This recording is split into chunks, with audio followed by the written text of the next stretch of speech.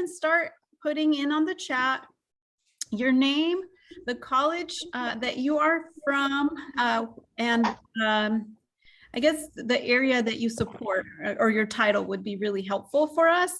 My name is Claudia Estrada Howell, and I am a tri-chair for a group in the San Diego Imperial Valley region called Pathway Navigation. And we work with helping support the areas of differentiated orientation, career planning, and onboarding or intake, student intake. So we are really excited for today's event. We have some very, very special guests that we are going to introduce you to here in a minute. For now, what I will do is I'll provide a few introductory type of things. One is I am joining you all from my home today. I'm working from home. There's construction in my office at work, literal construction. They're like banging on my ceiling. And so I made the executive decision to go ahead and try a quieter place. But I don't have children here. They're all in daycare, but I do have a little French bulldog. And he doesn't bark, but he makes noises. So if you hear noises, that's what you're hearing. I just wanted to throw that out there. So welcome all of you. We're going to be recording this.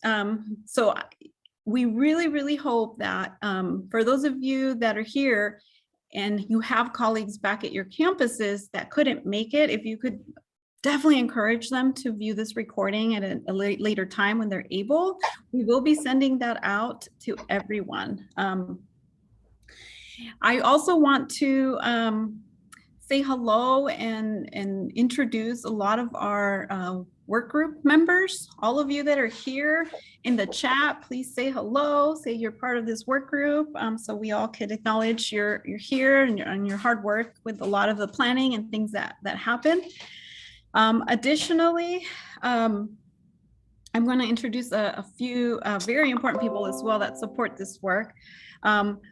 First, our regional chair, Deneen Brown. Deneen, you're here. Did you want to say hello? Good morning, everyone. Good to see everybody. Thank you so much, Deneen, for your support and for everything you do for our work group. Secondly, Christopher Yerkes, he's the one getting us all together here today. You've seen his emails, you've seen all of that communications. Thank you, Chris, for getting us here today. And then last but not least, our wonderful folks from West Ed. Here on the call today, we have Joy Lewis. Hello, hello. Hi, and then Svetlana Darshi. Hi, everyone. Thank you so much. And then I will now introduce to you the real meat of today, the real guest superstars of the day. With us today, we have a wonderful guest from Pasadena City College. Here we have Dr. Brock Klein, who is the Associate Dean of the First Year Experience, and Emily Bingham, who is the Student Success Coach Lead. So I will let both of them introduce themselves, provide you a little more background as to who they are. With no further ado, I'm a little early here. I know you all gave me 10 minutes for this introduction, but I'm moving things along. I'm going to hand it over to our guests, if that works. Thank you, Claudia.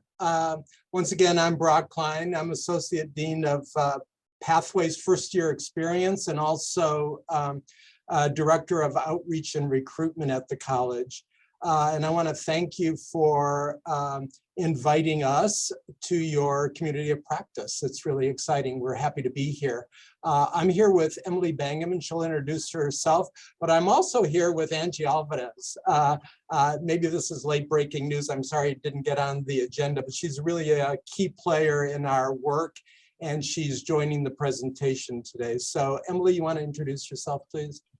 Sure. My name is Emily Bangham. I am the Student Success Coach lead, but actually right now I'm the acting Pathways FYE coordinator, as our current coordinator is acting interim in EOPNS at the moment. So I'm coordinating the program, and I've been with this program since 2014. I'll let Angie introduce herself, but I just want to point out that Angie recently won our Chancellor's Office Classified Employee of the Year. So she's a pretty big deal. Go ahead, Angie. Thank you, Emily. Hi, everyone. My name is Angie Alvarez. I am officially, my title is High School Relations and College Orientation Specialist. So I help with the guided entry process for our FYE students. And Emily, you want to bring up the PowerPoint, please?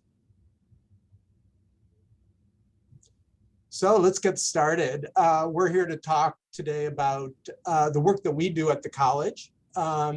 And you see right here some of our students. And I can imagine that they look just like your students. And the point that I'd like to make is that we share so much, right? We have a lot in common. It's really easy to think they can do it because they're Pasadena City College, or they can do it because they're, whatever college, but we can't do it. And I'd like you to kind of turn that narrative around, if you would, and think not of the differences, but of the similarities that we all have. Of course, there are things that are different at different colleges. But if we focus on just serving our beautiful and diverse group of students, we can move forward. And that's really what we did at the college. I spent a long time looking at other colleges locally, statewide, and nationally, thinking, oh, they can do it, but we can't do it. And really a bad attitude on my part. It was really when I talked to those people and they said, we were struggling as well, that it really heartened the work, me and the work that we did at the college with our colleagues. And so you're just going to hear about what we do, and we're going to throw in the good, the bad, and the ugly on this. We're practitioners, and we have successes, and we continue to struggle. So we're going to go forward with that in mind. Emily, next slide, please. So we've done presentations before, and certain things come up, things that people want to know. We've also had conversations with Claudia and Joy and Deneen and others, and we wanted to make sure that we hit some of the topics that may be of interest to you folks. Obviously, there's a long list. We've chosen 8. There's certainly others. If there are things that you're interested in learning about, please let us know. I think the plan is to throw it into the chat, and maybe Joy and Claudia can monitor the chat.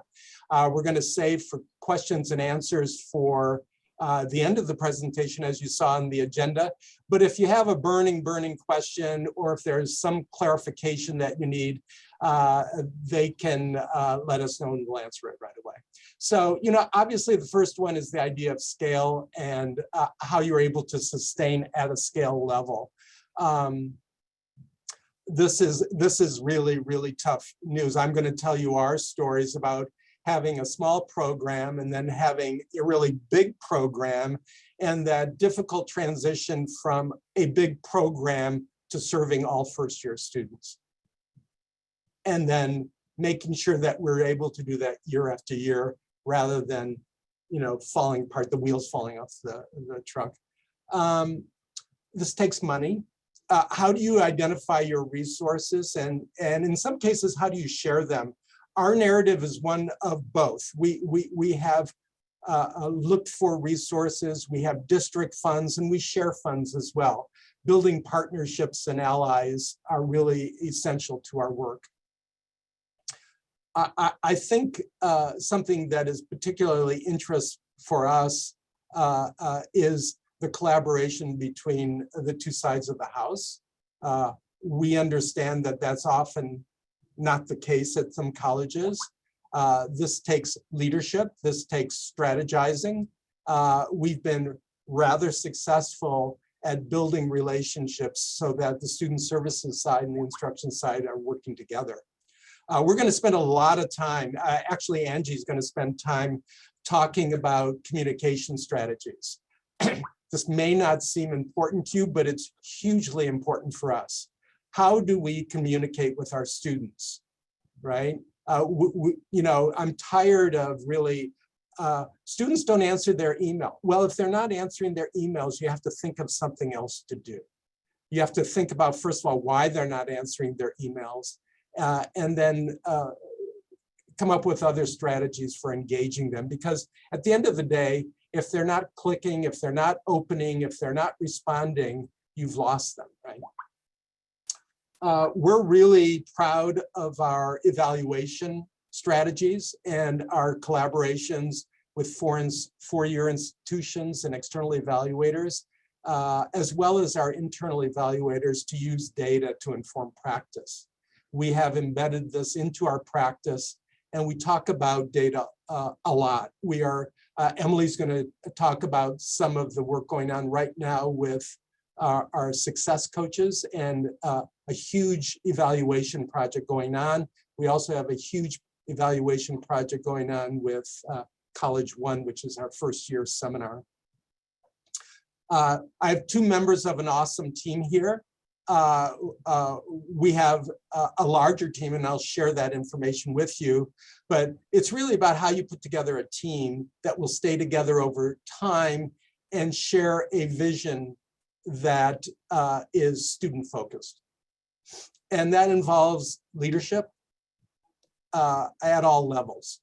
And then finally, we'll talk actually quite a bit about technology and how we use technology to help us. Next slide, please. So a little bit of context here. We have 4 pillars, you know, clarify the path, enter the path, stay on the path, and ensure learning. PCC went about it a little differently. We had study groups. We had inquiry around the pathways models. And we came up with pillars that made sense with us. We found that the pillars as they were described kind of confused people, frankly. They didn't quite understand what they were or what they could be. And so we have created 5. It encompasses those 4 that are statewide and national. But we kind of made it our own. We're going to be talking quite a bit today about guided entry, but you see they're overlapping, and I didn't mean to make this linear. This really should be a circle because we're actually engaged in all aspects of all the pillars, even though our work is centered around guided entry. Next slide. And meta majors, we call career communities, and we have 6 of them. And we are now in the very hard and good work of connecting that to our success centers, to our success teams, and all of the work that we do with first-year students, but post-first-year students as well, so that we can move them from our space, which is the first-year success center, to the college's career centers where the students can be supported on an ongoing basis. Next slide. So a little bit of history. I started this work with a Title V grant in 2000. And the grant was about learning communities, and it was about basic skills. And the intention all along for the team that was working was that we were going to grow. And we found, first of all, the learning communities was a really difficult model to scale and sustain. It was very labor intensive. And the data was not good. But what we did find was that our Summer Bridge first year experience program was doing very well. And we had hope for that. And in our minds, we wanted to grow that. That took a long time. You can see for 10 years, we were kind of stuck. And perhaps you are stuck as well. And all I can say is that the college just wasn't ready for our vision. We did not have the support we needed. We created other programs. We got into acceleration around math and English. We helped STEM programs create programs. We did a lot of research. We got to learn about our students, but we were really stuck until 2011. We got a new president. We got a new educational master plan that placed our work front and center. And we had a new Title V grant that was dedicated to this work. And we saw this as a golden opportunity, something that we just jumped on. We got the green light. We got a district budget. Until then, we were moving from one grant to another. Much of the time we were kind of underground doing covert activities, but suddenly we were at the table. We had a district budget, we had a president who supported us, we had funds, and we had that educational master plan. We also, in spring 2021, we also negotiated with our academic senate to provide priority registration for Pathways students. And I'll get into that in just a minute. But this was huge for us because it was the incentive that we needed and the support that we needed as well. And so in the fall of 2011, we launched Pathways program with about 300 students who were seeking priority registration. And you can see we called it Pathways program in 2011. Actually, we started thinking of Pathways even earlier, in about 2007 and 8. And so in many regards, we were a little ahead of the Guided Pathways initiative. And when that came to us, we were ready. But you can see by the title, we have a 20-year effort. The work that we did didn't happen overnight. It was long work and it was hard work. And sometimes, you know, a little bit of havoc, a little bit of chaos involved. But as a team, we pulled through and survived it all. And we grew every year, sometimes doubling our size, until you can see in fall 2019, we had over 2,800 students who were seeking priority registration. And that represents about 55 or close to 60% of the incoming class of new to college students. So we thought we were great until the Aspen Foundation, whom we had been in conversation with, came to us and me specifically and said, you got a great program.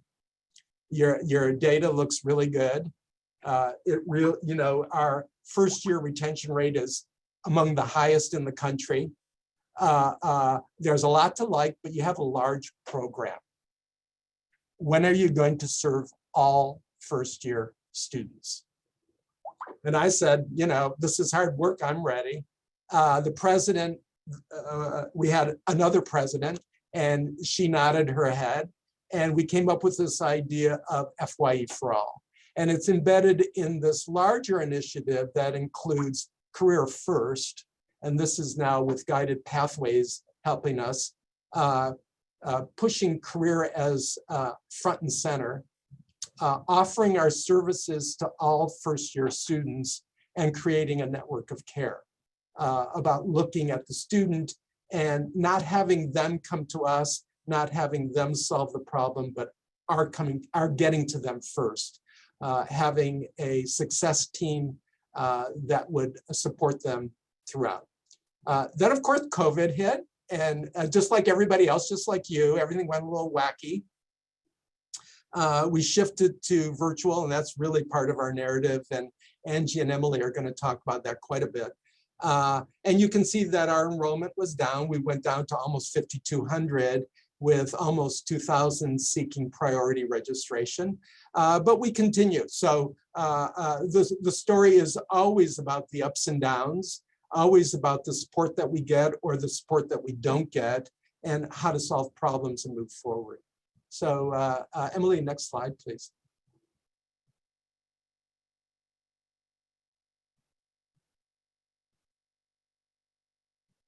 So some definitions, as I mentioned, we are the FYE for all, and we are looking at new to college students with 20 or fewer college credits. Obviously, there are students who are new to PCC, but not new to college. Of course, we help them, but we do that by directing them to resources and services elsewhere on campus. We added 20 or fewer college credits because we have a growing dual enrollment program and concurrent enrollment program, and we're finding more and more students coming in with college credit. And so that number that I gave you before, that the fall 2019, 2,800, for example, were the new to college students with 20 or fewer college credits. So what does FYE for all mean? It means that every single student gets a coach, not only in their first year, but I'm really proud to say, Emily will talk about this, every student at the college has a success coach. All first year students have access to first year counselors who are in our center. We have just-in-time communications, which I mentioned before, are hugely important to us. And they have access to our center, which was recently expanded and houses staff, houses counselors, houses coaches, tutors, etc. A subgroup of first-year students is Pathways FYE. And these are students that I mentioned that are seeking priority registration. And this was the deal that we made with our academic senate. If students attend college orientation, which we call JAM, if they register for first year seminar, which we call College One, if they complete a success contract, and again, Emily will talk about that probably in a few minutes, they get priority registration. And if they meet certain requirements that are monitored by our success coaches, they will continue to get priority registration for 3 years. This is huge, as you can imagine, and really important for the work that we do. Next slide, please, Emily. A lot of people are involved with making this happen. It was started with a small team, and in the past 20 years, it has grown. So I'm the Associate Dean of Pathways FYE and Outreach and Recruitment. Emily, as she mentioned, is our coordinator. Angie is part of the Outreach and Recruitment team. She's going to talk about it. We have a faculty lead for JAM, which is our summer orientation. Talene is working hard right now getting ready for our huge JAM. It's going to have over 50 peer JAM leads, for example. We also have a faculty lead for College One who gets reassignment. We have a counselor lead, Philip, and we have a center assistant, James. We have a success coach lead. Emily was the lead before she took on the coordinator position. And then, of course, we have our fabulous coaches and counselors. And finally, we have a media lead. And so you can see that we have a large team. And putting that together took time. With the help of grants that got institutionalized, positions that were grant funded, that the college saw the need for. So leadership at the highest level is really critical and really part of our narrative in terms of putting together a staff. We also have these great partnerships. There are other programs that are considered Pathway FYE. Ascend is our Men of Color program.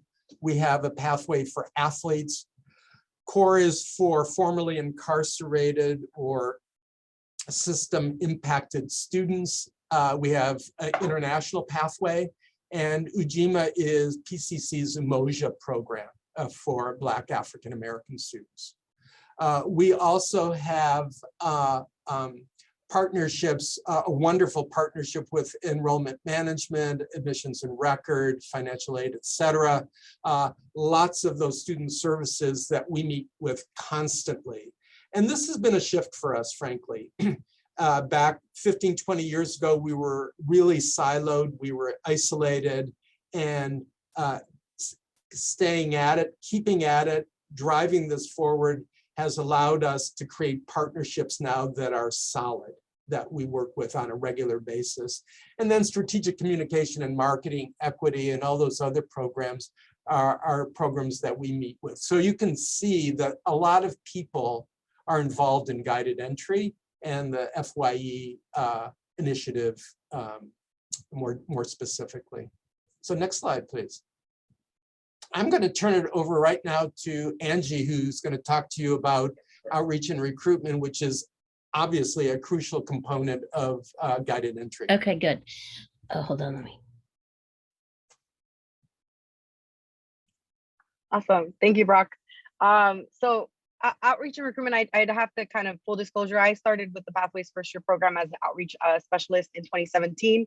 And up until 2018, our outreach and recruitment efforts for the college were kind of all over the place. So outreach and recruitment was separate from FYE. So I came on board to help with recruitment for our Pathways program when it was still a small program before it became FYE for all. And so our outreach and recruitment office, which was kind of merged with our transfer center at the time, was the one that kind of led recruitment. But there was also support from other departments. So prior to working with the Pathways program, I was with TRIO, and so I know that we kind of helped out with outreach a little bit out in the community. So in our target schools, we did support our outreach and recruitment office in those things. But like I said, things were kind of a little all over the place. We didn't necessarily have kind of control over, how we supported the outreach and recruitment. We just kind of fell in wherever we were needed. But my main goal, or our goal in the Pathways FYE or Pathways program at the time, was to recruit for our Pathways, our Title V grant. And that's kind of what our focus was. And we did some mostly in district recruitment, but then we did get asked to come out to some of our outlying schools that are right outside of our district. So that was kind of adding to the kind of all over the place scattered recruitment efforts. In 2018, 2019, however, and we often refer to that year as our golden year. In 2018, 2019, we decided to be a little bit more intentional of how we recruited our students. Prior to that year, we had asked students to apply to the program, and that's how we were able to build our program. But we realized that a lot of students didn't find out about Pathways until it was sometimes too late. So they weren't able to take advantage of priority registration sometimes because they would identify that they were eligible for Pathways way too late. So we actually started reaching out to students and introducing Pathways to any student that was eligible for the Pathways program. So if they were first year students, we would send them an email. And so that's where we started personalizing a lot of the communication that we were sending out to students through Constant Contact. So Constant Contact was actually the service that we were using to send out emails. We had our media specialist was the one that was creating awesome images that were engaging for our students. The traditional 18-year-old, right? The traditional senior.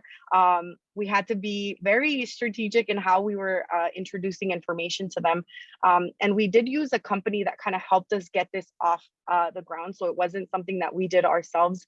We did hire a company, a marketing company that helped us with getting this campaign started. We were also utilizing texting, so mass texting, nothing too fancy. It was just Mobile Mix is just able to send mass messages to as many students as you want. And so we were able to use that to send information to students if we had to nudge them for anything. So, hey, you have jam coming up, right? So we would send them reminders about their jam that was happening, or if we needed them to actually complete an action that they hadn't yet, or they weren't responding to their messages or reading their emails, honestly, we would send them a text message to kind of nudge them and say, hey, here's the link right on your phone. So make sure that you fill this out to sign up, or remember that your registration date is in the next hour. We would try to send them as many reminders as we could without overwhelming them or having them opt out of our messages, honestly. We also started using Jotform, which was a platform for us to be able to gather information. That's a little bit more, it has more features than what our Microsoft Forms platform used, or even what Google Forms is able to use. So Jotform is something that I've kind of started using in our program, and that really kind of helped us gather more information and be able to like manage that information a little bit better.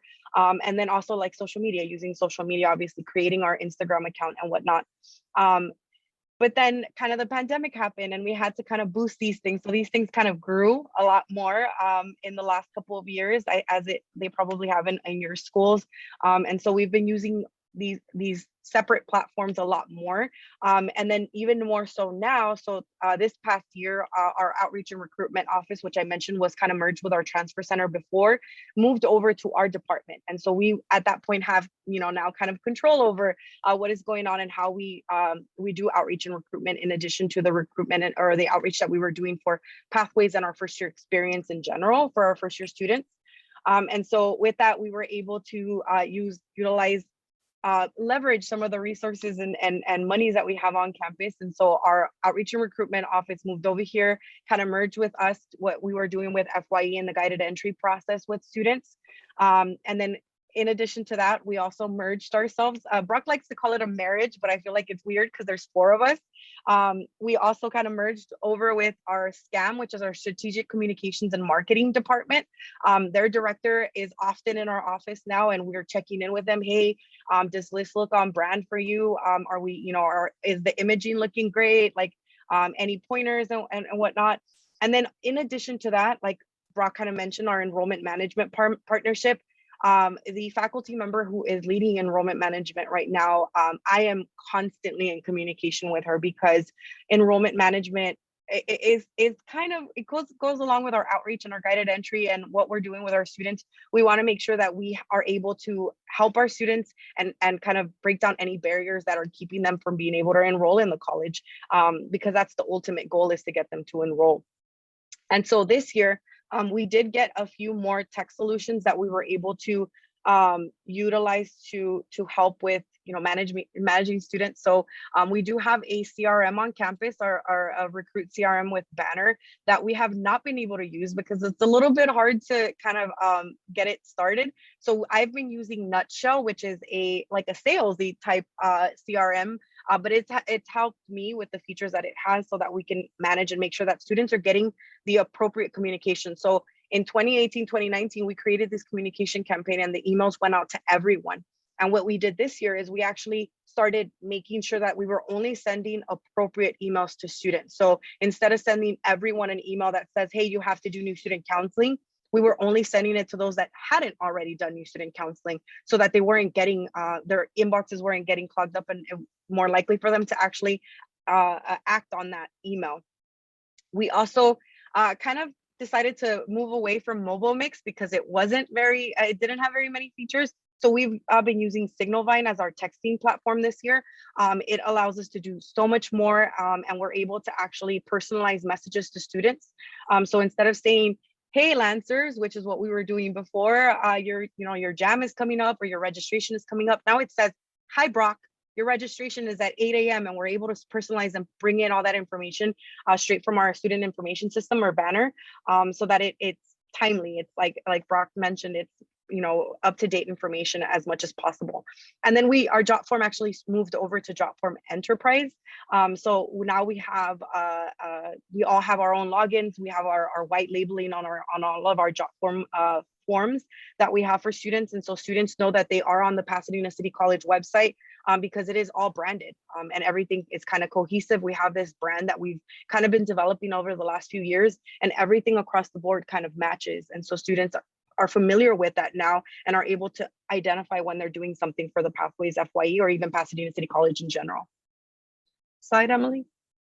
So we'll go into some of these examples actually. So as Brock mentioned, it all comes down to communication. Communication is key, and how our students are able to identify that it's us that's reaching out to them. So we've put a lot of thought into our website and kind of what the look and feel of our department is. Having our little cartoon images have kind of become synonymous with Pathways and FYE. So we all kind of have little cartoons of ourselves too. So this is just of a student. On the left-hand side, you see our new student checklist. We try to break down the guided entry process as much as possible for students and kind of chunking it so that it's easy for them to digest and follow along. And so each of these, and I know we're going to show you one of these at one point, each of these has information within each step. So there's information for the student. Most of them have an action that we want the students to complete. And then if needed, there are guides and tutorials for students. So we have James, our center assistant, has actually created some amazing videos to that screenshots a lot of these things on the, or even kind of screen records as he's going through some of these processes so that students are able to follow along and watch him do it before they start doing it themselves. So a lot of these have all of those different guides and tutorials for students so that they can follow along and get through that step. Emily, slide. The next one is our nudges. So again, our images are created by our media specialist, in-house media specialist here in the center. So all of these different images, it's one person that's kind of putting them together along with some of our part-time staff. So we have students, our students, or even former art students that are helping create some of this imaging as well. And she's kind of helping putting it together and making sure that it's staying on brand. So a lot of these are either a social media story. So the one in the middle, the financial aid assistant, that's a social media story on Instagram.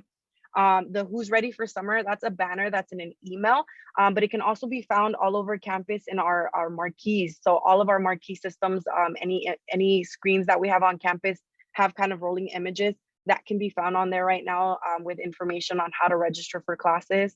So just making sure that we have images that are engaging for students. Again, our traditional student is that 18-year-old student that's on social media. Images are what's kind of catching their eyes right now with Instagram, with TikTok. We're trying to stay on trend with those particular students, while also still not being exclusive of students who might not fit that traditional student. Next slide, Emily. So social media. So as many of you have probably also done, social media has been key for us in the last couple of years since we've been, when we were completely virtual and remote. This was how we were able to get information out to our students. And so we started utilizing social media a lot more. And again, that kind of goes with making sure that our images are on brand, our images are engaging, and they kind of tell a story, right, for students. And so we have links in our bio, as you know, that's one of the things that we utilize a lot. We have a link in our bio, or a link tree in our bio on Instagram that allows students to get information on any of these different posts that they have. So whether it's a workshop or a resource on campus, so that tutoring resource is actually through one of our platforms, our PCC Connect platform on campus. So making sure that they're connecting with that platform. So social media has been key for us. We've also been able to connect with a lot of our high school partners and our community partners through social media, so that we're all kind of sharing information in a timely manner for students. So whatever students might be eligible for that particular service, whether it's our incoming first year students or students who are currently first year. So it kind of does a dual purpose. So while students are with us, they're able to get information, but as students are coming in, they're also getting reminders of the different steps they need to complete for enrollment at the college.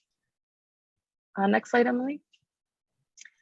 This is some of the images from our JAM orientation. So Brock mentioned we have this is one of the requirements for our pathway students. So not all first year students will go through JAM. This is for those students that are seeking priority. But before pre-COVID, this was something that we offered in person. So all students had to come on campus and be here on campus to be able to access that priority registration, which could have been a barrier for a lot of students who don't actually. So we have students that come from out of state, sometimes out of the country. And so this was a barrier for them because sometimes they weren't able to get here until right before school started. And so the pandemic really did do us a favor in pushing us into that new kind of realm and that new virtual realm for JAM. And so these are some of the images of the activities that students do during the JAM sessions. There's a lot of career goal stuff. There's a lot of financial literacy. There's a lot of personal reflection for students, and also just kind of you could call it team building. There's a lot of icebreakers that go along with in jam, or that happen in jam, trying to get the students to meet new people and make friends so that they're building their network, their social capital before they even start on campus, or before they set foot on campus on the first day of school. So again, keeping all of our images on brand and engaging, and making sure that it fits the needs of our jam coordinator and the activities that the jam leaders will be facilitating, but also making sure that students refer back to this, because this isn't just something that they might use as they're coming into the college, but something that they might utilize while they're already attending school here. Next slide, Emily. And then, so this one is also something else that we've been able to do, is include all of these different images in Canvas. And so a lot of people don't know, and actually I didn't know until just recently, because we were creating a pathways or a pre-registration workshop through Canvas, that we can actually add different images and make it kind of personalize it as much as we can in Canvas. So we've been able to include a lot of these different nudging slides or imagery that we have created for our students, that reminds them of different steps that they need to do, different activities that they need to complete for requirements, for example, all in College One and in the Canvas page. So this is an example of our College One Canvas shell that is provided to faculty who teach the College One course. Next slide, Emily. Not sure if, yeah. Awesome. So the other things that we actually do is make sure that everything that is on our images that we send out to students, so any nudges and anything that we send out to students, have a call to action for them to complete. So as you can see on here, we've been utilizing QR codes. So a lot of our students, at least through the spring semester, we're still taking classes remotely, either asynchronously or on Zoom. And so they weren't actually on campus to see or to receive flyers or receive cards of information for students. So we wanted to make these as accessible as possible. And so a lot of students are now using, or a lot of people, I think in general, are now using QR codes to access, links a lot faster. I know that's how I log in my kiddo to daycare, is a QR code. And so adding those QR codes so that students are able to get information in a timely manner is something that we've started to embed into all of our different images or all of our different flyers. So this is something that's happening not just in our department, but kind of across the campus as well. So the one on the left is just tutoring, connecting students to our success centers so that they're able to access a tutor when they need it. And then the right-hand side was utilizing our PCC Connect. So that's our Starfish, our Hobson Starfish product that we use on campus that's been rebranded to PCC Connect. Our students raise their hand in there to start the graduation petition process. And so that link, that QR code, takes them over to PCC Connect to start that process. Next slide, Emily. And kind of wrapping up some of our the communication and how we utilize it in other formats. So these are some of our other examples. So the one on the left is a flyer. So our Latinx resource guide that we have, that's a flyer. Our actual guide is hundreds of pages long. So, and it is a living document that we edit and change as, faculty sometimes changes, or people who are overseeing different programs changes, or websites, or whatever have you, right? So we had actually added a QR code to that flyer for students to access the entire resource guide, a live copy of the resource guide at any given point. The one in the middle of the academic honesty is actually through our Canvas, again, an image that we embedded into Canvas to make it easier for students to kind of visualize what normally looks like a huge essay, right, about plagiarism and academic honesty in some of our syllabi. So it's just visually. And then the one all the way on the right, our tutors, that's a copy of a poster. So we have these posters all around our center and some of our success centers. So it doesn't actually have a call to action because they do it in the actual center itself on there. So there's no QR code on there, but it's a poster that says, it's just a reminder. So we started realizing that a lot of these visuals would kind of prompt students, oh wait, I actually do need help with tutoring or with math. Let's just say math, I need help with English. I should ask for a tutor. Who is a tutor, right? And so it kind of prompts them to do those things.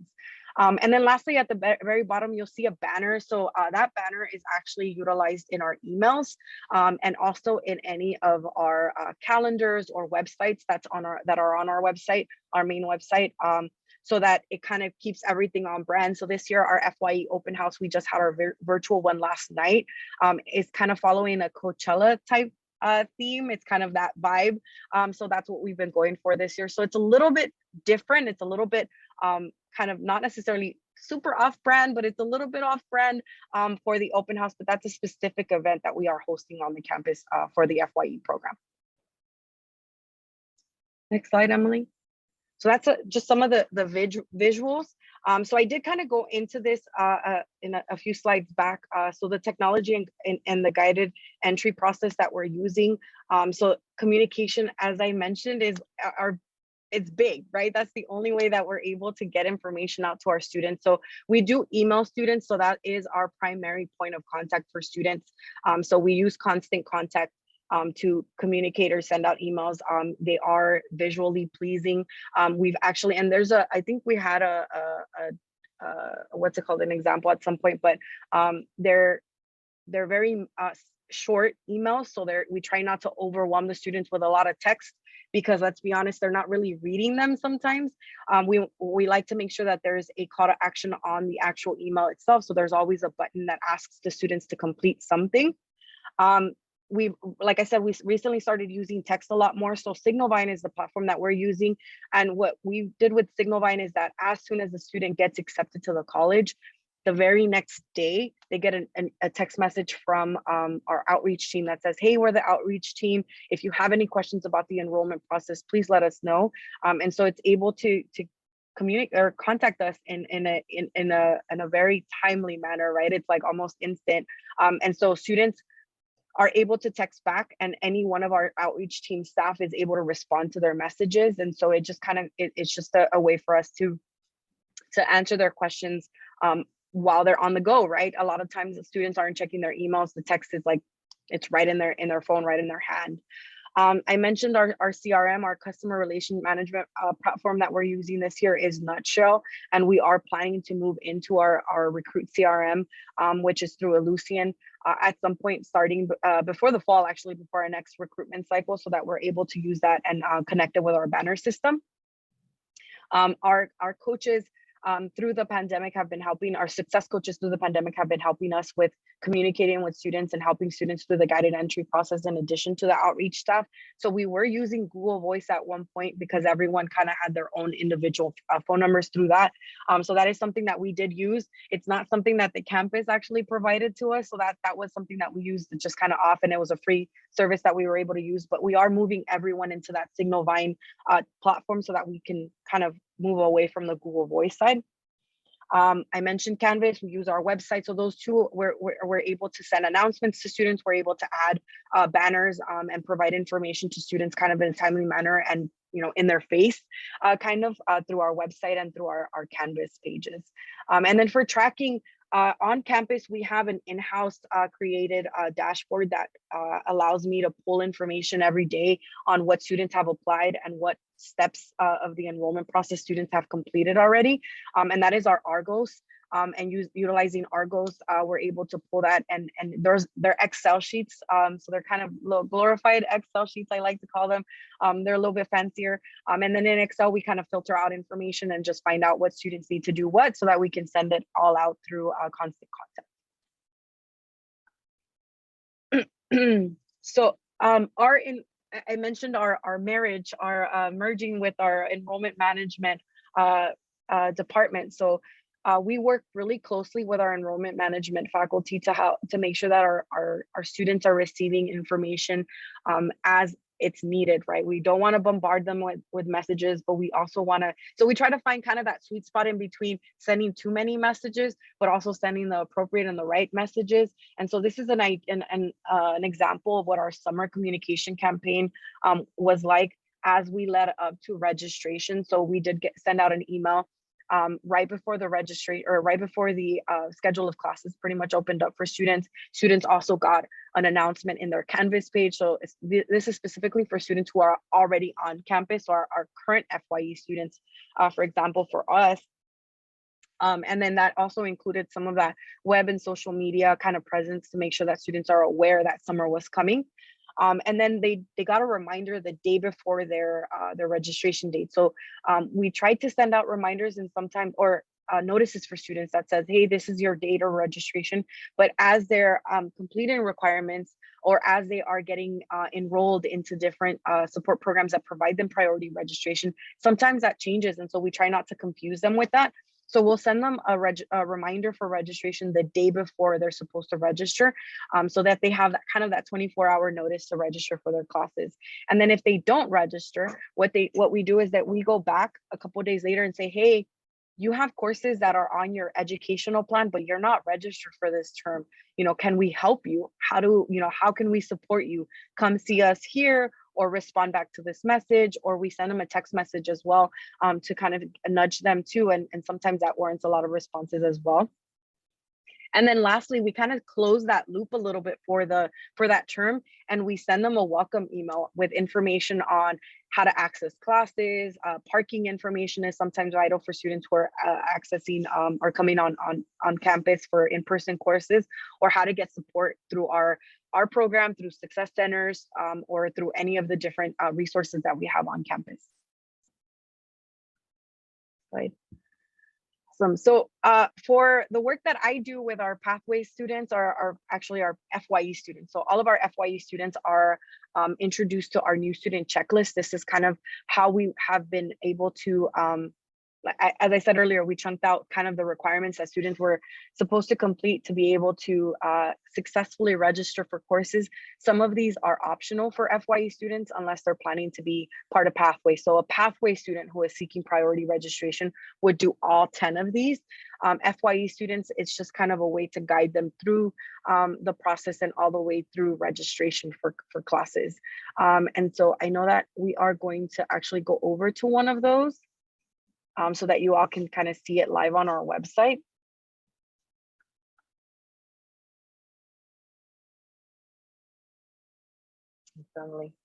So this is what the website looks like. Any of these students can click on and get information. So it's just like we showed you a second ago what the website looks like. So any student can click on any of these and actually see information about them, and it'll let them go to the next step if they want to. We're going to show you our step number 10. So step number 10 has very quick information. So we try to make sure that it's not overwhelming, like it's not huge paragraphs of information or text for students, and it just gives them whatever they need right for that. So if you haven't activated your Lancer point, you need to do that because that's the only way for you to register for classes. And then it tells them where to go. So that button will actually take them over to Lancer point to register for courses. And then, as I mentioned, we have guides and tutorials for them. So if they need help with registration, we actually provide them tools on how to register. So these are some of the examples that we have for them. So the guide to registration, and some of these link to other pages that have even more information for them. A lot of these are actually linked to videos for them to be able to watch that process.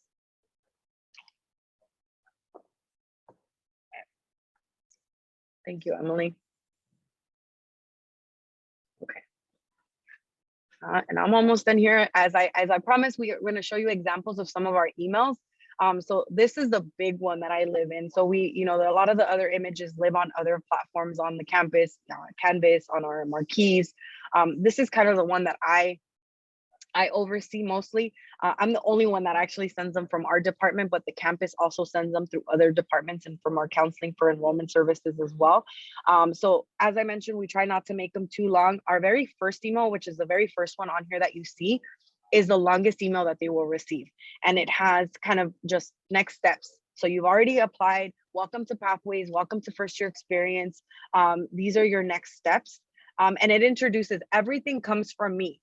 And so everything is from Angie. As you can see, my quick doodle signature is on there at the bottom. And the idea is that students we find that students, it's easier for them to seek help when they have someone to go to. And that happened with my predecessor. So the person that was in this position before me, everyone would come on campus and be, where's Javi? Where's Javi? Where's Javi? I'm looking for Javi. And so we tried to kind of mimic that when I came on and I took over this position, because we realized that students were actually getting help or looking for help if they knew who to ask for. And so everything comes from me. Everything comes from my campus email. And so if we ever need to refer them back to an email, we say, look, search my name in your inbox, and they usually find a list of emails in there that I have already sent them. And so that is my cartoon image. I've since cut my hair, so it doesn't necessarily look like me anymore. But that is the image that we use in a lot of our emails. And so it's kind of changing the way that cartoon Angie looks to kind of make sure that the message is clear in the email. So as you can see, sometimes it's me, other times it's just images of students, and just making sure that they know what this email is about. And it's, again, engaging and enticing for them so that they read the email and act upon it. So as you can see, these two have buttons on, the ones on the right hand have buttons on them so that they're able to just click on that, register for pre-registration, which is the one in the middle, or get started with doing their new student counseling step on the last one on the right hand side, for them to get an educational plan. All right. Now that's all, like, I think all the ups, but there have been some challenges. Everything has not been all rainbows and unicorns for us in outreach and recruitment. Obviously, we're all dealing with low enrollment right now, so we have had to hustle. We have had to do a lot more this past couple of years to try to get our students back to the campus, while also trying to help the students that are also, that we're planning or are just starting kind of that process in applying for colleges and whatnot, and introducing the program, introducing the college, letting them know that community college is an option, and even more so that Pasadena City College might be the best option for them, at least those in our community. So we've had to deal with that. Obviously, with the pandemic and some of the protocols that our K through 12 partners have put in place, we've had very limited access to our high school. So I think I've only visited high schools this year, maybe a couple of times. I've only been to like 4 different high schools this year, where we serve actually closer to 50 schools in our district. And so that's hopefully we'll be able to change that in the fall. I think a lot of them are starting to open doors up for visitors, but and just for precaution's sake, we did limit how much we were out in the schools, but then also kind of made sure that we were following whatever protocols the K through 12 schools had as well. This last few years have been difficult too, because we had grants that have since kind of gone away, and so our budget has been changing, and we've had limited budget moving forward. And then with ONR moving over to our Pathways program, we really didn't inherit a budget with outreach and recruitment, or at least not a huge one. And so with that comes limited staffing. So the outreach and recruitment department, before it moved over, came with a full-time person. So we were able to kind of double up now and do the work together. Whereas before it was mostly him doing the recruitment and I was doing the guided entry part as part of the FYE program. But in the outreach and recruitment office, they also had ambassadors that used to help Alan out and do a lot of the work. And we didn't inherit the ambassadors when outreach and recruitment moved over to Pathways. And so we've been trying to leverage funds from various different departments or various different grants, honestly, to be able to get support from other resources in making sure that we're kind of filling in that void of our ambassadors. Again, our CRM, the one that we currently have, is actually not the friendliest, but we are hoping to get back into that and try to figure out how to get it up and running. And then obviously the high cost of tech solutions. So I mentioned the limited budget, having to leverage some of the funds that are available on our campus to be able to pay for those tech solutions. I think that's it for me. So now I'll hand it over to Emily to take over for JAM and College One. Thank you, Angie. So now that we've talked about like the process of getting students to our program, we can start talking about some of the processes for our students who are currently enrolled and in the program. So JAM is something that Angie mentioned a little bit before. It's like a really like key legacy of our program. It used to be, when we first started out, when Brock mentioned it, it used to be a 2-week orientation. We've cut it down to 3 days, which has been much needed so that students can fit it more into their schedule. This year, we're actually going to have JAM in 3 different modalities to really try to serve our students who, I'm sure as you've all experienced, want to experience school in their own way. So we're offering JAM asynchronously through a Canvas course. We're offering JAM through a live Zoom, and then we're also offering it in person. And right now, students are signing up for it. I think that they're pretty split in which they prefer, but we try every year to learn from our previous JAM before and accommodate students as they're going through. Tallene Seropian, who is a counselor, is reassigned to run JAM for part of her for part of the year. She gets a stipend and really focuses on this. Tallene was actually a success coach, and then she was a coach lead. So she's been involved in our program for a long time. And this is sort of thematic with all of our staff, where we try to keep our relationships with folks and really try to continue, when we find talented people, to keep them with our program in some form or another. And Tallene is a really great example of that. Every year for JAM, we have between 2,000 to 3,000 students go through. This is a requirement in order to get the priority registration piece of it. And it's just a really fun orientation. It's something that gets students really prepared, especially with looking at our websites, with talking to other students, making friends. It's something that is a lot of work since there's so many students involved, but we really look forward to every year because it brings such joy and like newness to the student experience in the summer before their first year. Okay, so sort of on that is our success team. So Tallene is part of our success team, and we have a lot of others who make up what we do. We have counselors. Brock mentioned that we have an FYE counseling lead. This was not always the case. We have counselors now in our center who are giving our students academic appointments, who are working with our success coaches very closely. We also have our success coaches. That's sort of from the very beginning, when we thought of this concept of the success team, the success coaches have always been the piece of that, because we've always been able to sort of control the part of the success coaches so that we can assign them to students, so that we know that students have a success coach. That's the part of the success team that's been very consistent. We do have tutors in our success centers.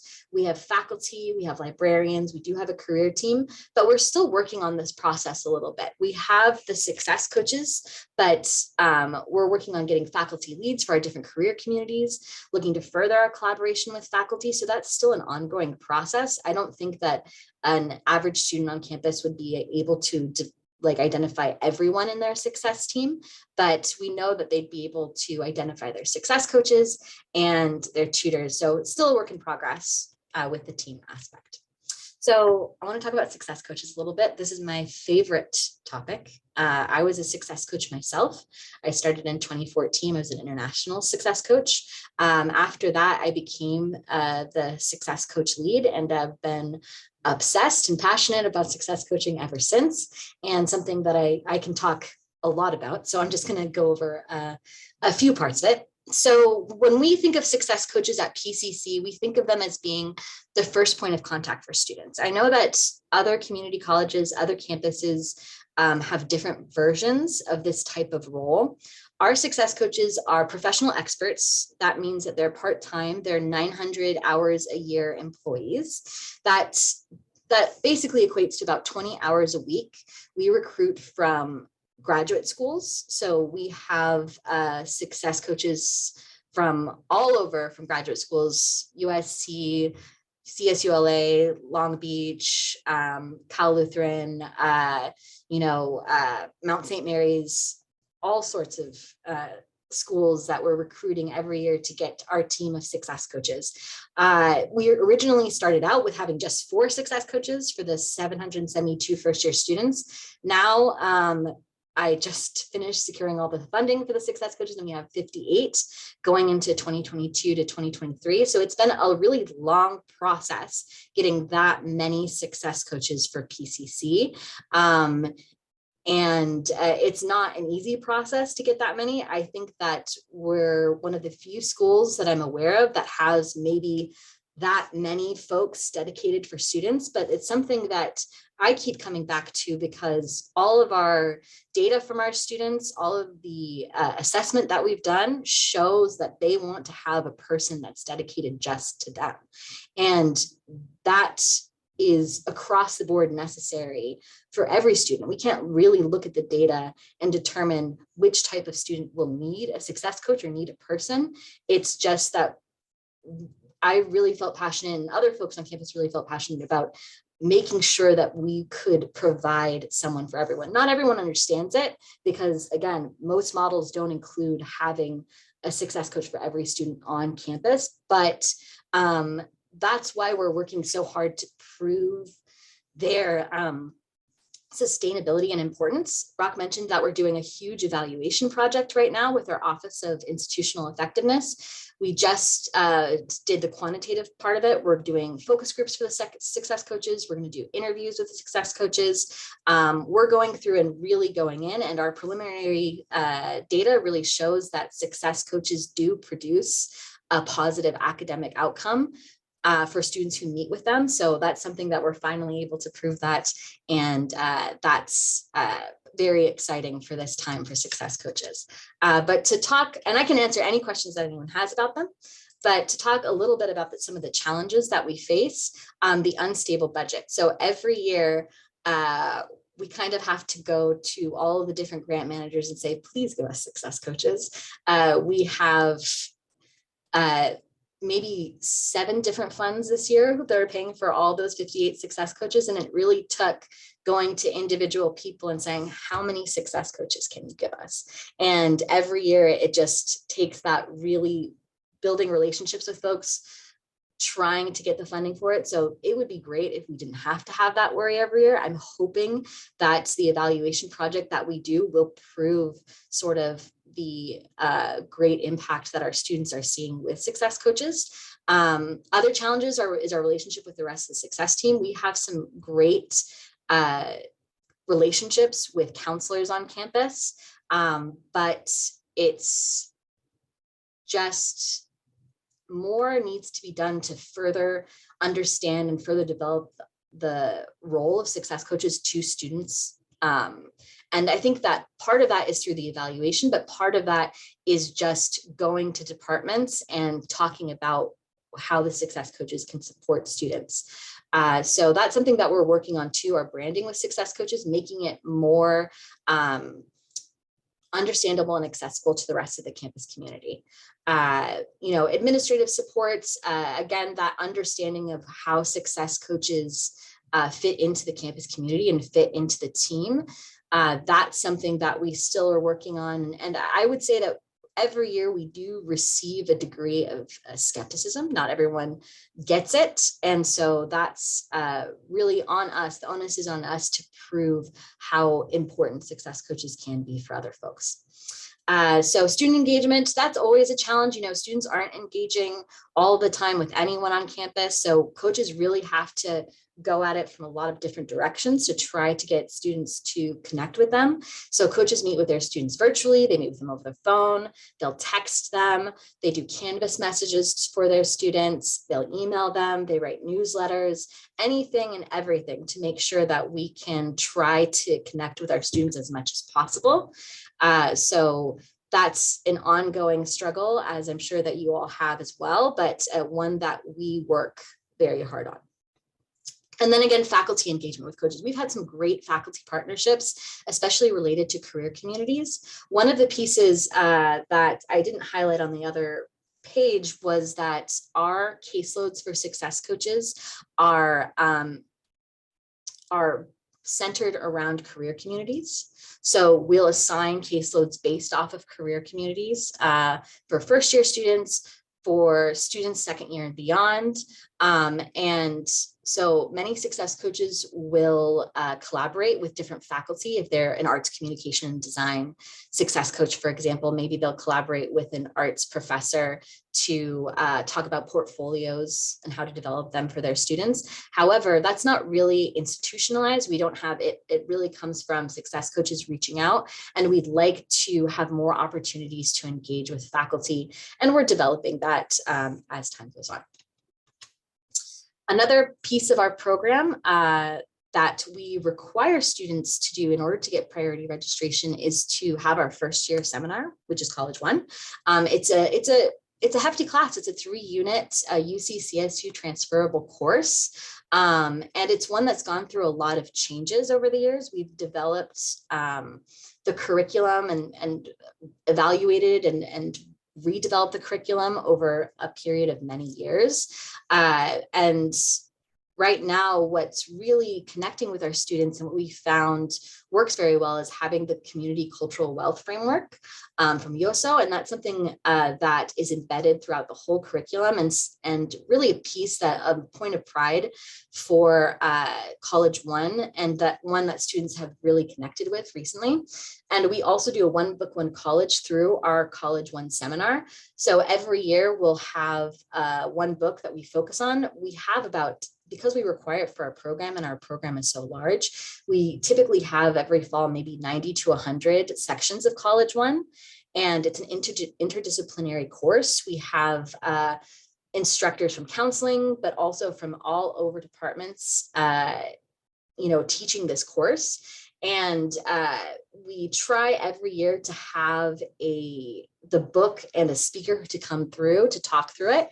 Jessica Salgado was our author previously last year. She's a local LA poet, and she wrote Corazon, and we had her speak to our students via Zoom. It was incredible.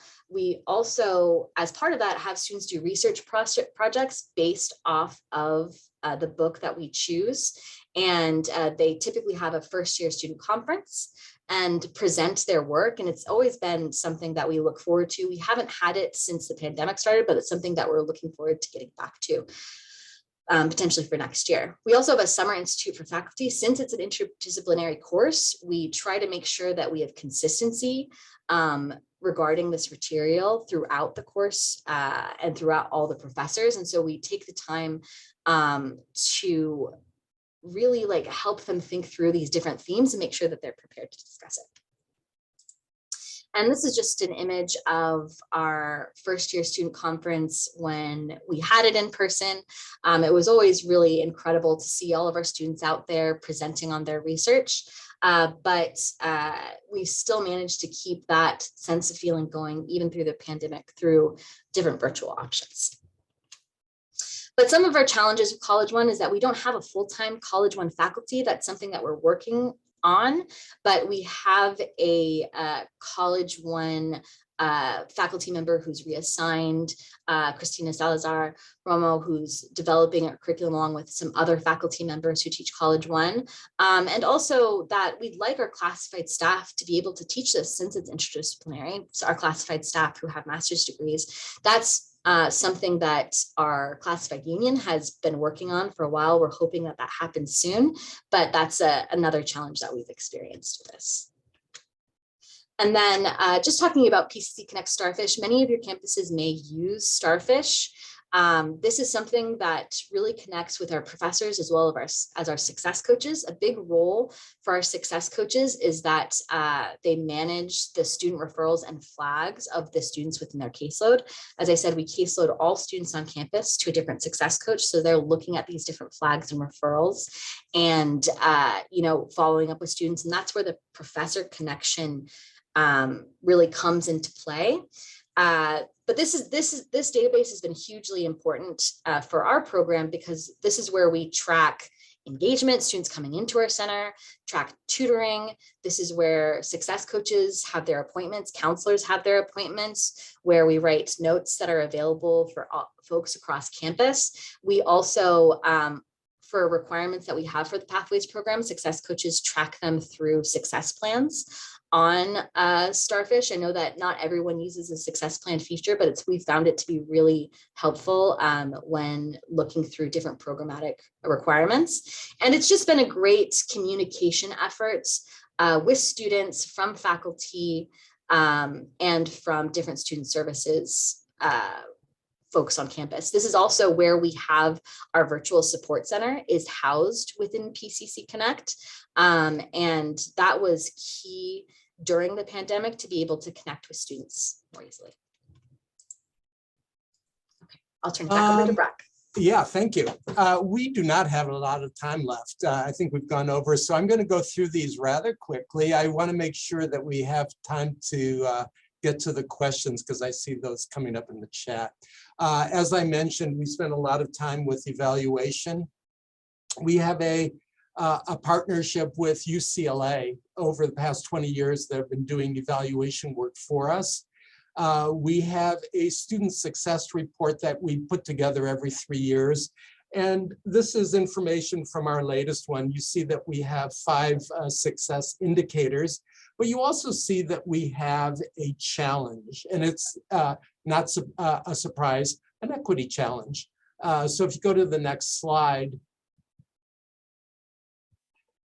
And Brock, while you're going to the next slide, I just want to say, you don't have to rush. We can just take the rest of the 45 minutes remaining after you're finished to do questions rather than breakout. So don't got it. worry. Yeah, because I was worried about that 70 No, minutes. don't worry. Okay, so you can see the success indicators on the left, and you can see with the red dot that the Pathways students do better than students who are matched on gender, age, ethnicity, are doing better than the non-Pathways students. But if you look at the next slide, when we just look specifically at Latinx students, you see, first of all, that they're doing better than their Latinx non-pathway counterparts. But for example, if you look at transfer prepared at 47%, and Emily, if you go to the previous slide, it's 64%. We have a problem. This has generated a lot of discussion in the past couple of years for us. It led to an inquiry around equity and our College One course. It led to a redesign, a complete redesign of the College One curriculum. It has caused us to rethink how we interact with students. It led to all that good imagery, those visuals that Angie showed you, and it's still a work in progress. We have an equity problem. For all the work that we do, we still have an equity problem. Next slide, please. So I mentioned at the beginning that many years ago, we were underground in a lot of ways. We were not at the table, so to speak. We were not participating fully in college activities. We were that program over there.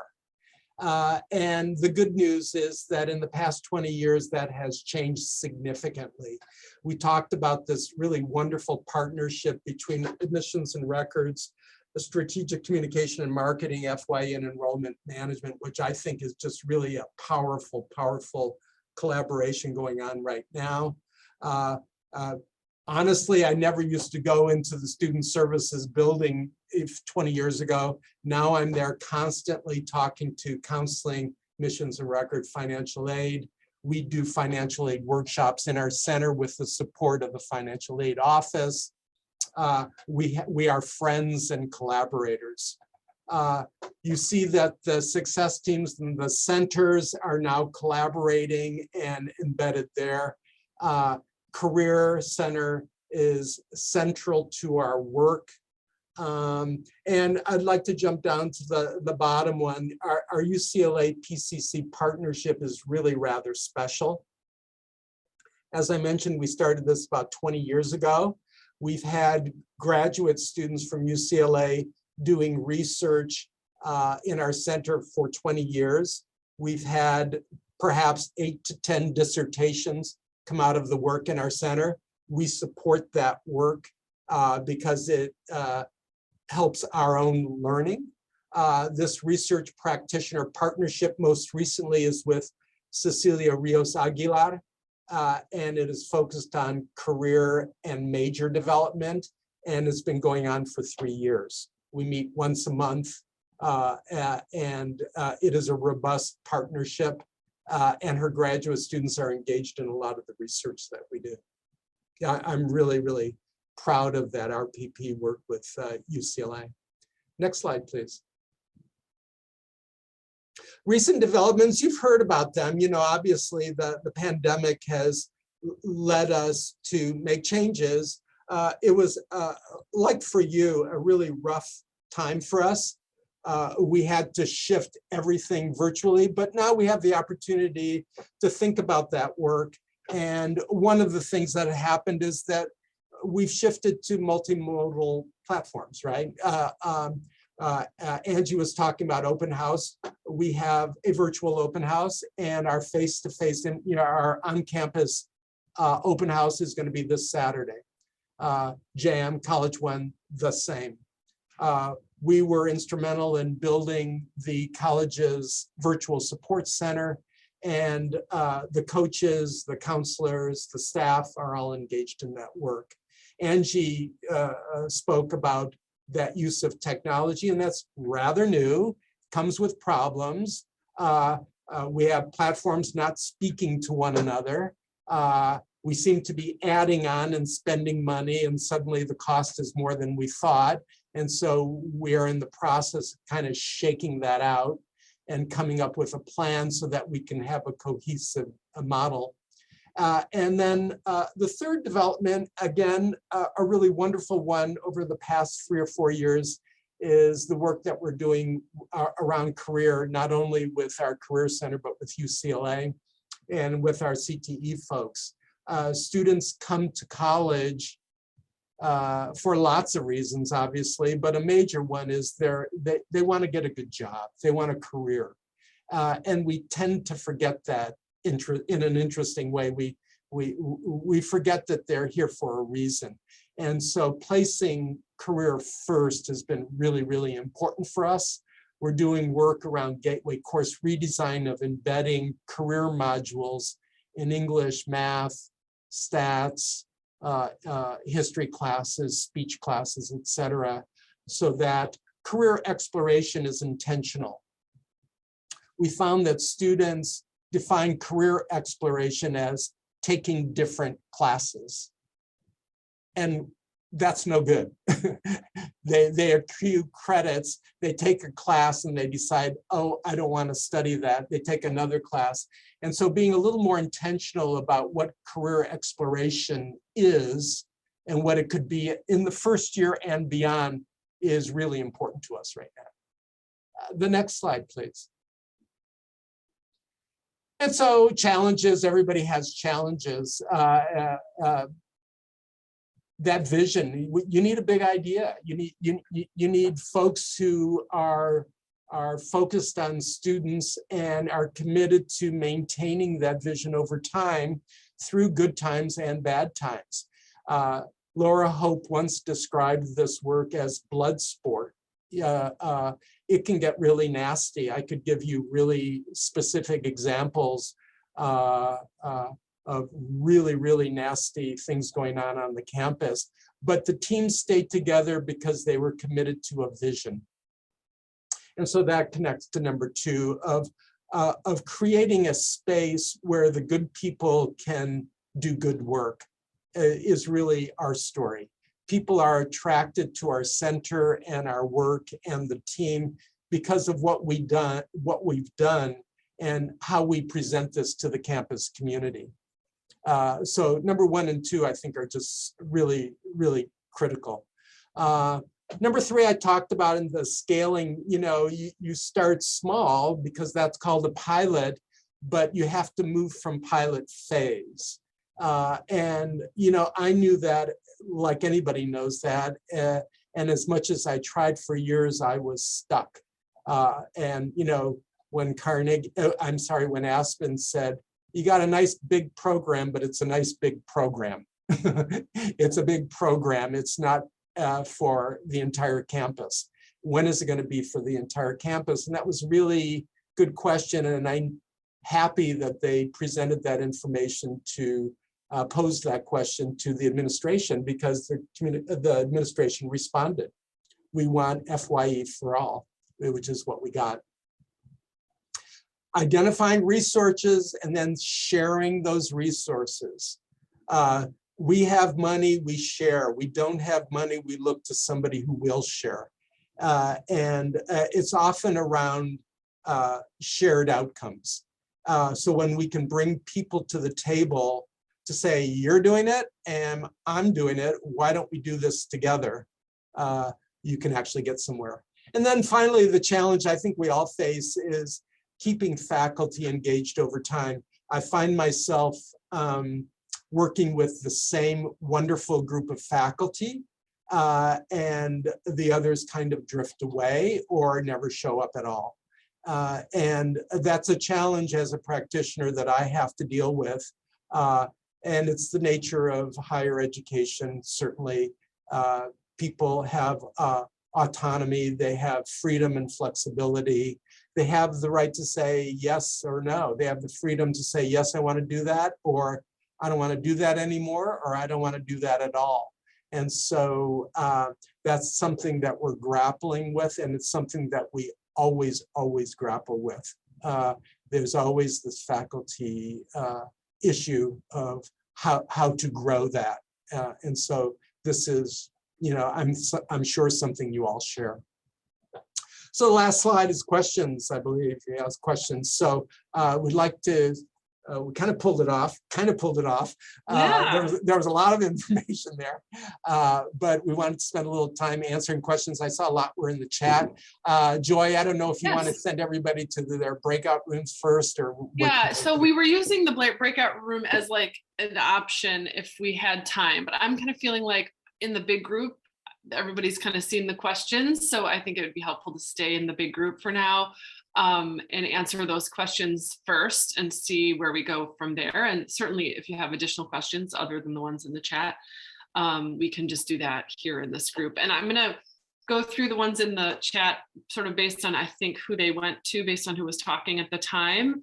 But feel free to any of you who put the question in just to unmute yourself and say more about it, because I'm really only going to say what's in the chat.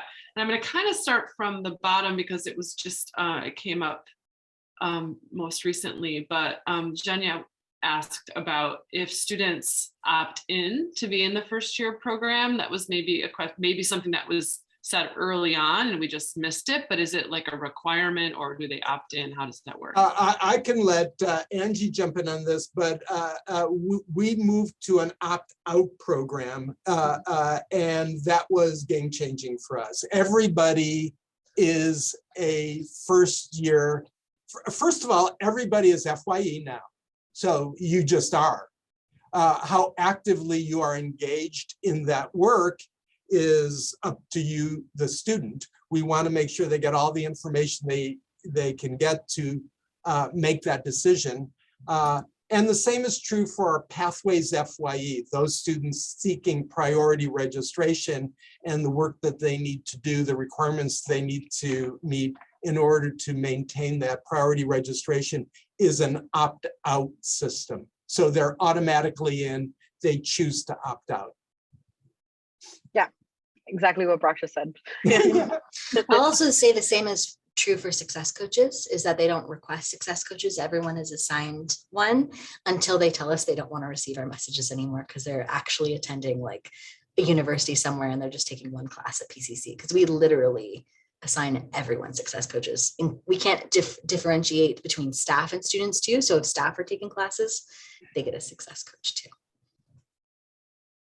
Great. I'm going to go back up to the top of the list, and I had a few questions that were directed, I think, mostly to Angie when you were talking. And so first was from Charlie asking, similarly, do students opt in to receive emails and text notifications, or is that an opt-out situation? They're all opt out. So as soon as a student applies to the college, we'll send them an email welcoming them into first year experience. And then if they want to unsubscribe from those messages through constant contact, they can. Similarly, when they the text messages that we send through Signal Vine, it's, hey, we're the outreach team. We're going to help you through this enrollment process. If you want, the message itself says, if you want the messages to stop, just reply with stop, and we opt them out too. Great. Louisa was asking about if you could share a little bit more about, you mentioned sort of the whole communication strategy and how you use Canvas for that. Can you talk a little bit more about that? Yeah, so some of the images that we shared were nudging slides. So those slides are provided to like our College One professors or some of the professors or faculty that we work with. And those slides are actually shared with students through their Canvas page. And so a lot of those are not necessarily having to do with our program itself, but in registration, university days coming up, different things that we want the whole campus community to be aware about. We'll send them through Canvas through that way. Awesome. So a couple more questions about sort of the whole communication and how it works. Like sort of who oversees the communication? Is it you or your communication office, or like what is the team of people that put those amazing messages together and do all of that communication? That's a great question. I'm sorry I didn't mention that so on our constant contact contract, I guess, there are several people on there. So I am the representative that does text or email campaigns for our program. So I'm the one that oversees that for us with the help of the team, honestly. So, Sarah does the media, Brock and Emily oversee messages and make sure that the messages are clear and concise for our students. But then we also have our enrollment management that also uses constant contact to send messages to the rest of the campus community on things that are, pertinent to them. And then our strategic communications and marketing department, we call them SCAM, they also use constant contact to communicate with the community at large. And so there's an inside outside PCC email that gets sent out on a regular basis to not just students, but also faculty and staff. And so we utilize it for different ways, the way that we use constant contact itself. But for email campaigns, I'm the one that oversees that for us, for FYE. And I mentioned before, but I'll say it again, we spend a lot of time and energy on this. This is like hugely, hugely important. It began years ago when our Vice President of Student Services gathered all the folks to do, she called it front door work. What happens when students are at our front door? And we found that the different departments didn't know what what the other departments were doing. They worked in isolation. We gathered all the emails that go out through CCC Apply, and they were, honestly, they were horrific. They were these long, jargon-laden messages. Many of them were written years ago. They're no longer accurate, and they just sat and got pumped out.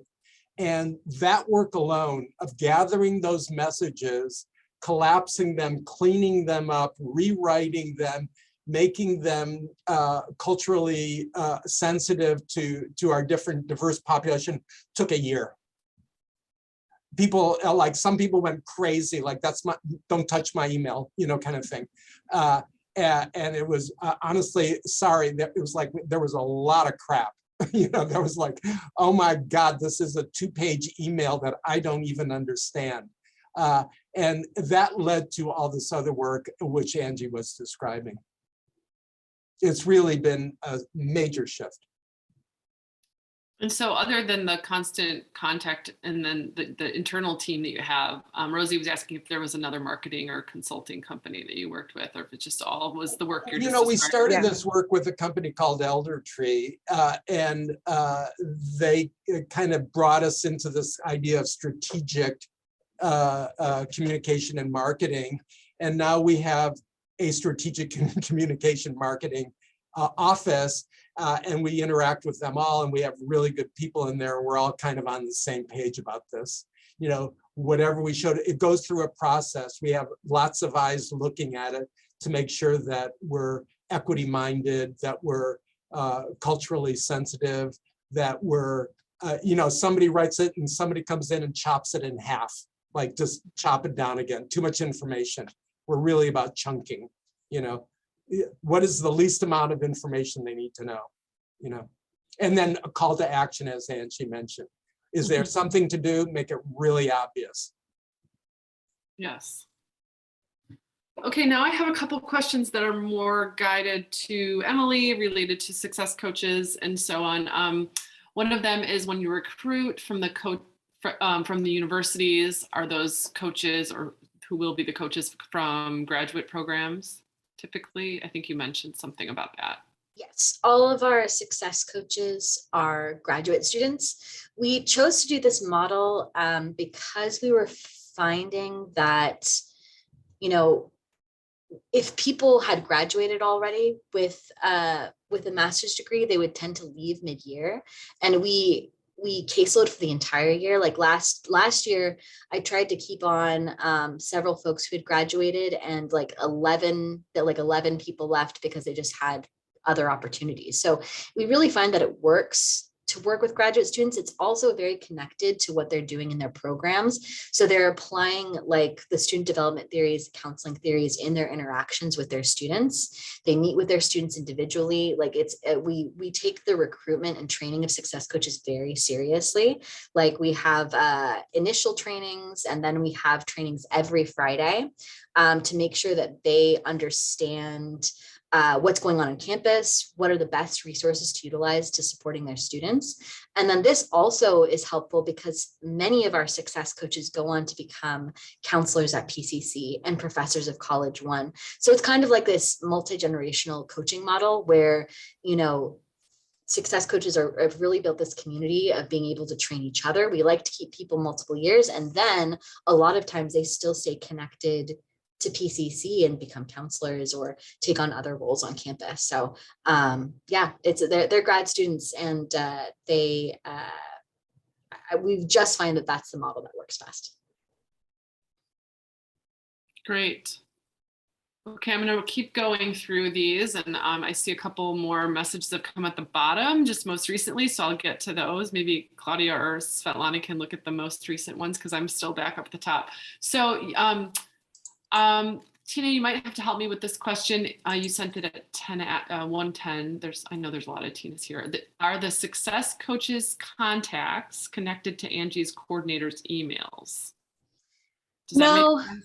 Yes, Okay. it makes sense to me because Angie really focuses on the students coming into school. So it's a great partnership between outreach and success coaching, because we try to make it as seamless as possible, that Angie and the outreach team are the folks that they're really connected to before they get to classes. And then when they're in classes, that's when they have their success coaches. So success coaches focus on the retention of our students. And in terms of their messages, that's something that we, myself and our acting success coach lead, Cassie, focus on modeling what type of messages we'd like them to send to our students, and then developing different trainings so that they know what type of messages to send, and then they send them out. So typically they will send out messages through email, text, through PCC Connect, through Canvas. They have their own Canvas shells. Their Canvas shells were developed sort of as a landing page for each success coach to have information about requirements.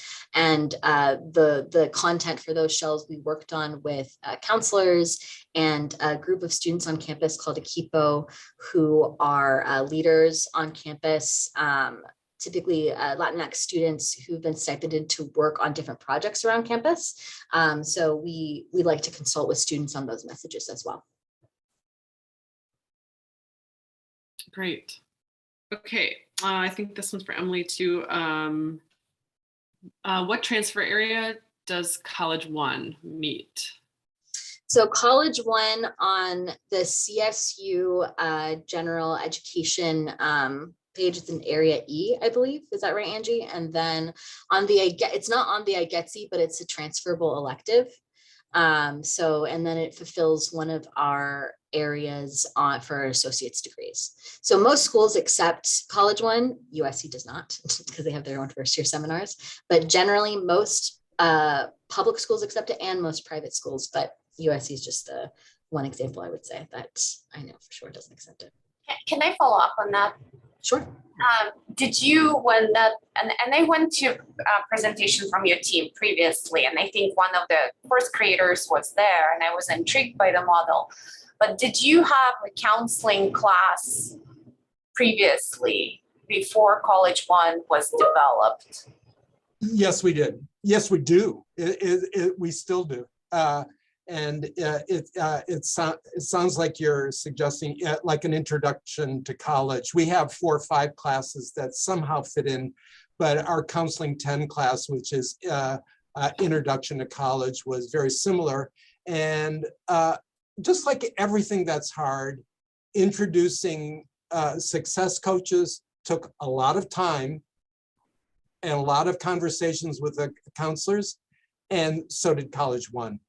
And we had allies and support, and this is the value of strong leadership. Our vice president of student services was at the time the dean of counseling, and she and another woman who's now retired, who was a senior member of the counseling department, worked very hard with us and very hard with the counselors to move all of those through. At first, they were very threatened by the course. And then they thought that the course should only be taught by counselors. It is housed in counseling, but it's interdisciplinary. So anybody with a master's in an appropriate field can teach the course. Great. Thank you for that. So there was a question about how career communities, a phrase others commented that was a great terminology, related, how are they connected to meta majors or pathways? I think you mentioned this, but can you just say that a little bit? Yeah, they are. Rather than calling them meta majors, we call them career communities. And the vision around that is the idea of community. So what we found was that the students leave the first year experience and they leave the first year experience a success center, and we kind of like dump them, like we kind of let them go, and we've done our job, and we realized, and we heard from students, we've had focus groups, and it's like, what happens after that, kind of thing. And that led to a rethinking of our centers. And like a lot of things, they were scattered and all over the place. We had a writing center over here, a math center over here, a geology thing, things were all over the place. And now they're coordinated. We have the success centers, and all of the centers are under the oversight of that dean, and they're arranged around career communities. And the idea is that they will go through career exploration in a really intentional way in their first year. They see it in JAM a little bit. They see it in College One. Very soon, we're going to have it embedded into English and math and other courses. And then when they feel confident about making the decision about major, they will move to the success centers. They'll leave the FYE Success Center and move to the success centers, which are all together in a separate building. And the completion coaches will be there, and the faculty who are working on the development of the career communities and the events and all of the things that surround that particular career community will be housed together, so that we have this kind of cohesive movement from first year to post first year. Great. I'm confident we can get through all these questions Really? before our time is up. So I'm going to keep going. And I don't want to go too fast. One of the questions that came in, I know you answered it after the question came in, but I just wanted to make sure that Charlie and Pavel got the answer that classified professionals cannot currently teach College One, but that's something you're working on. Is that right? That is something we're working on. And yeah, Emily, it looked like you were going to say something. Yeah. I was just going to say that they used to be able to teach College One, and then that it was mostly because of like being able to pay classified staff Right. a different rate than what they're paid is what prompted the college to A blended say that they rate. couldn't do it anymore. But right now it's been a long process of have the union arguing for classified staff to be able to teach College One. And so we're hoping that that happens soon, but we just have to wait till it's in writing, till it actually happens. So I'm hoping that will happen soon. I'm hoping too. We want the entire community, all those who are qualified to teach, to be able to teach. Great. Claudia had a question. What is the number of students you serve and the number of student success coaches? So like, what does the caseload look like? So just about serving, so caseload depends on enrollment. It'll just depend on enrollment for that year. So that's why I keep arguing for more success coaches, because then the caseload number goes down. So success coaches are in 3 different categories. They're in first year success coaches divided by career community, completion success coaches, which are second year and beyond students divided by career community, and then our success coaches that are in empowerment and identity-based programs. So we have success coaches for Ascend, our Men of Color program, CORE, that was our formerly incarcerated system impacted program, EOPNS success coaches. We have foster youth program success coaches, international, I could go on for in a lot of different ways. So their caseload, if they're in a program, will depend on how many people are in that program. If it's a really small program, for example, our Quest Scholars program, which we have a Quest Center at PCC that supports both undocumented students and LGBTQIA+ students. The Quest Scholars identified is probably about 50 Quest Scholars. And so that success coach maybe will have a slightly larger caseload of general students. And then the rest of the success coaches will maybe have between 300 and 600 students, depending on the year. So that can be a lot. Like we've had up to 1,000 people in a caseload, but that's because we didn't receive that much funding for success coaches. We still wanted to have students have someone. But what we find is, especially for the first year and general caseloads, when students are unaffiliated with a program, they may or may not, they may be coming to campus for one class and not necessarily here all the time.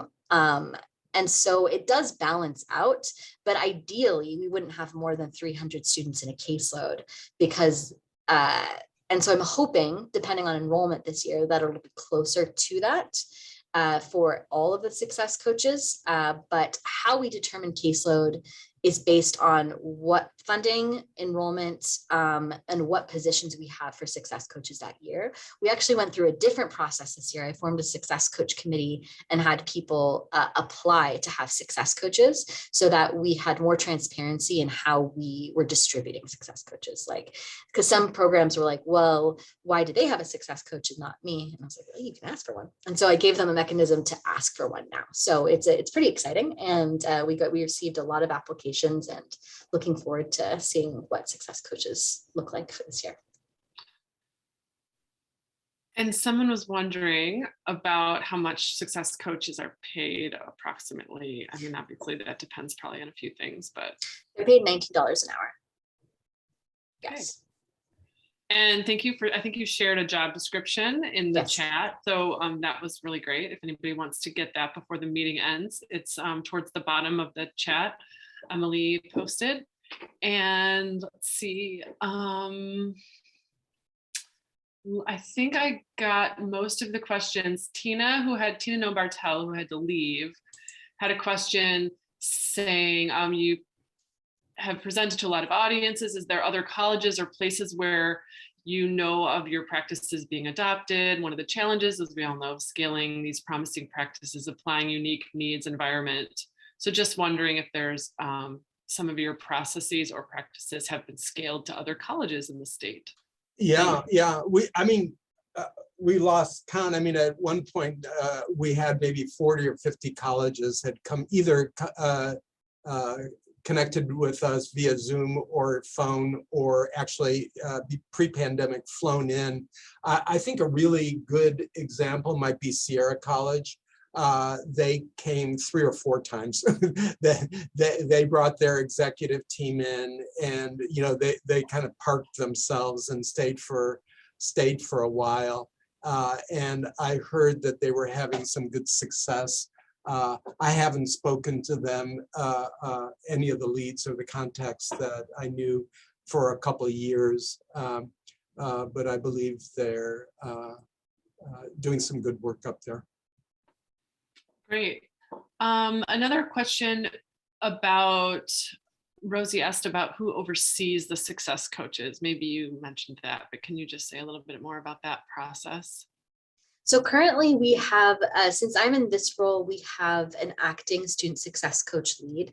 So that's pretty unusual, I think, for other schools too, because I think, and as far as I know, a lot of times success coaches are overseen by counselors, or they have reassigned time to see. So there's very rarely like someone dedicated to success coaching.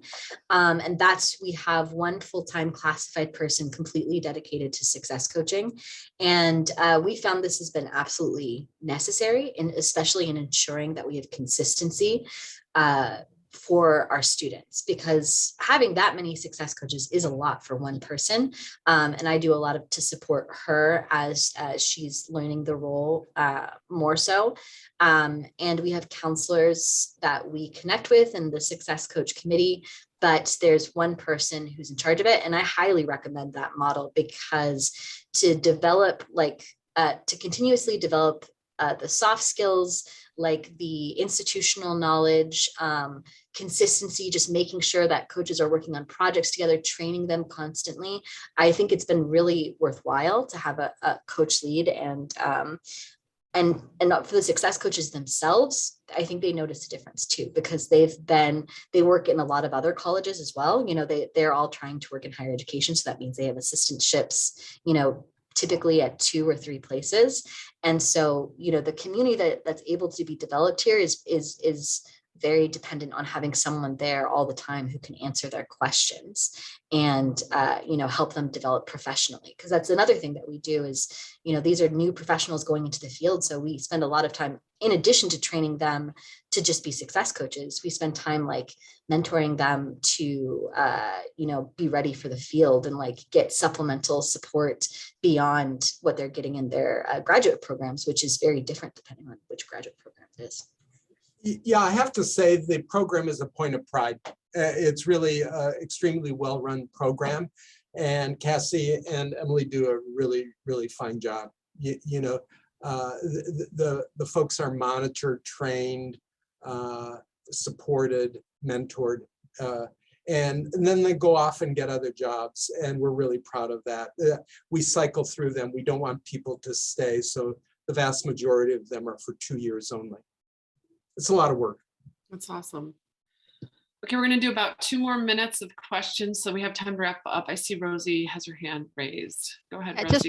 Hi, Joy. Just real quick, what were the biggest challenges the success coaches had? What was the theme or things that came up for them that they needed support, mentoring, and guidance?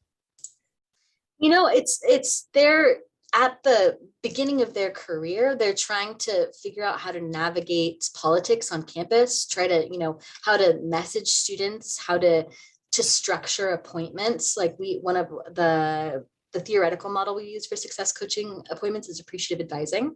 Cultural humility is also another theoretical model that we rely a lot on. So it really depends on the success coach too, I would say. Some people are just truly natural talents.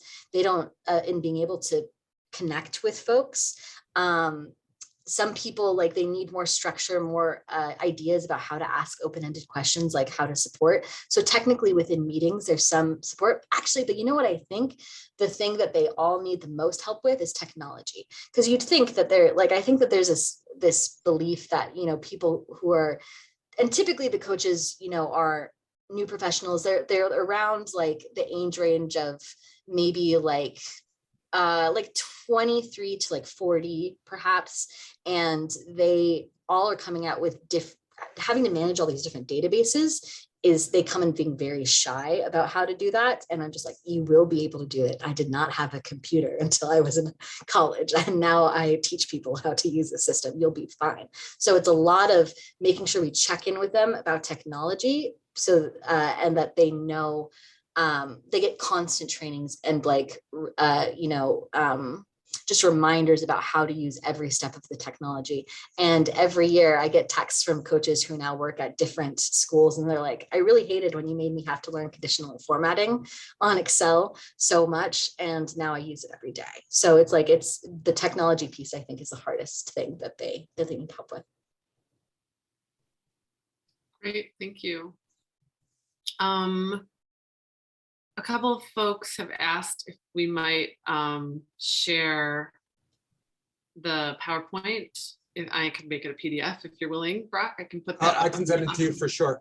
Sure, and we can put it all in the same link that you all received that had the agenda on it. So so we can send that link out again after we've posted the PowerPoint. A couple people have asked for it. So great, that'd be wonderful. And Rosie, sorry, there was a follow-up. What are they? Is that what you're asking? What are they? No, sorry, I meant to type thank you. Oh, Have fingers today. I thought you had a follow-up.